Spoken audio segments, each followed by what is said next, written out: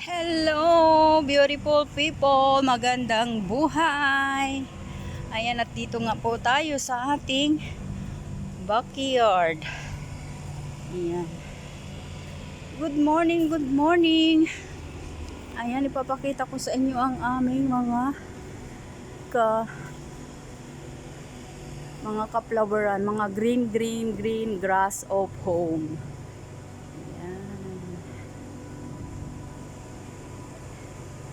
Ayan, at may niyog pa, oh, char niyog.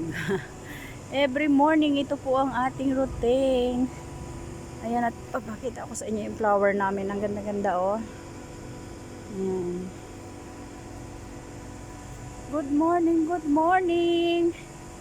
Good morning, beautiful people. Magandang buhay.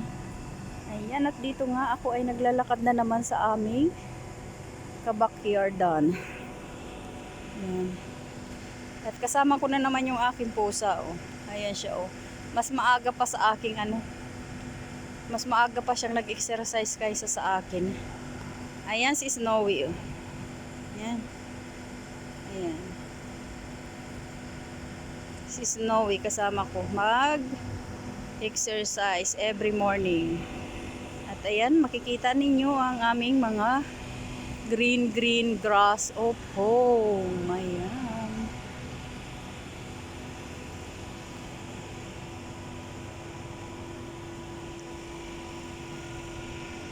Naglalakad tayo every morning para namang ma-exercise ang ating katawan.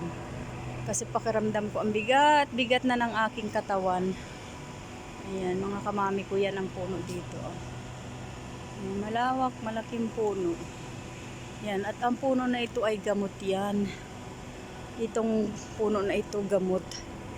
Gamot ito, mga kamami ko. Pwede mong inumin, ilagay sa sugat. Yung mga sugat na hindi na gumagaling, na matagal na, ilaga mo ito at inumin, tapos yung dahon niya gawin mong katas, itapal mo sa sugat mo. Bakit ka mo? Dahil yung kasama ko dito, 9 years na yata, 10 years na nagsasuffer doon sa kanyang sugat sa paa. Nabulok na ba?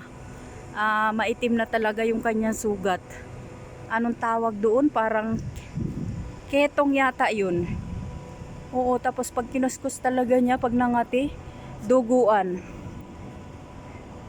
Oo, ang dami na niyang ito ang puno niya, oh. Yan ang puno niya. Ang dami na niyang gamot na nabili. Ang mamahal na ng gamot niyang nabili. Pero ito lang yung nakakapagpagaling, oh. Ito lang talaga. Ayan, ito. Na siya, yung kanyang sugat na na matagal na niyang nagtitiis. Gumaling na, gagaling na yung kanyang yung kanyang sugat. Anong tawag ba doon? Ketong yata yun, eh. Oo, ito lang nakagaling. Gamot pala ito. Hindi ko lang alam kung anong tawag dito sa na ito, sa puno na ito. Yan. Magaling itong gamot. Pwede nga itong yung magpalaglag ka. Inumin mo ito. Kasi itong dahon na ito sobrang pait. Mapait talaga ang dahon na yan.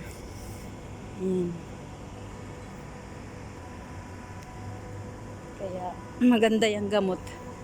Gamot pala yan.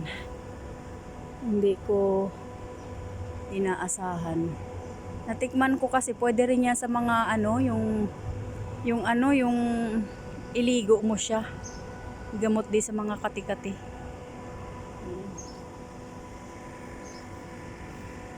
Yan lang ang nakapag sa kanya.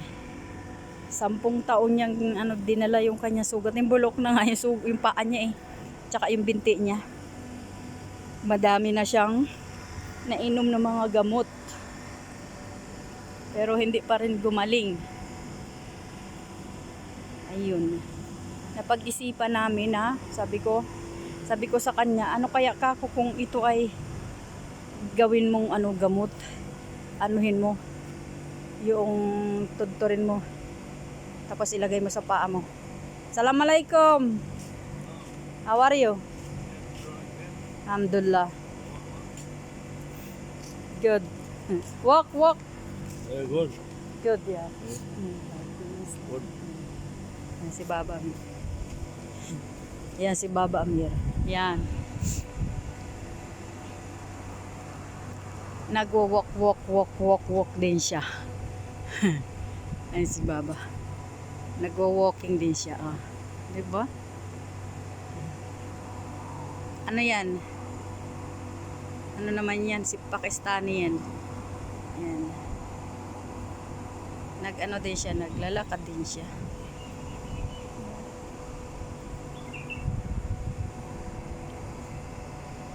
Ang sarap maglakad. Tapos makikita mo yung swimming pool. Ayan. Ito yung swimming pool namin mga mami ko.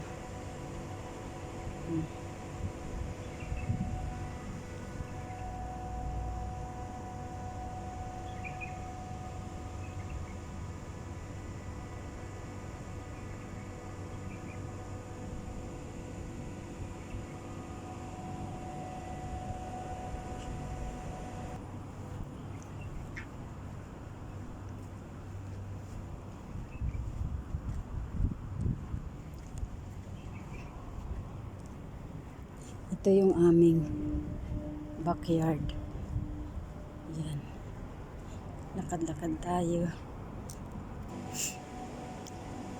Ito yung aming backyard. Hi, Snowy. Yes, Snowy. Yan na si Snowy. Hello. Ano, tired ka na? Pagod ka na? Ha? Ayan.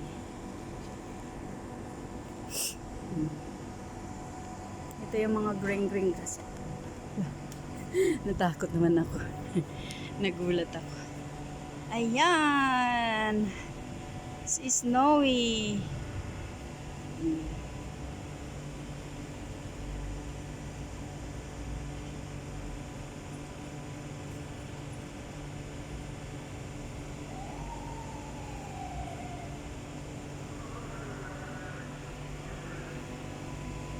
May pulis pa. May less po. Ayan. Green grass of home. Ayan. Ito po ang makikita ninyo sa aming backyard.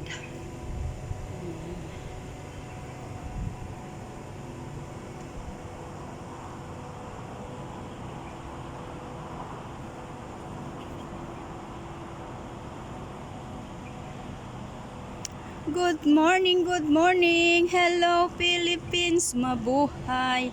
Ayan, at ipapakita ko nga pala sa inyo yung aming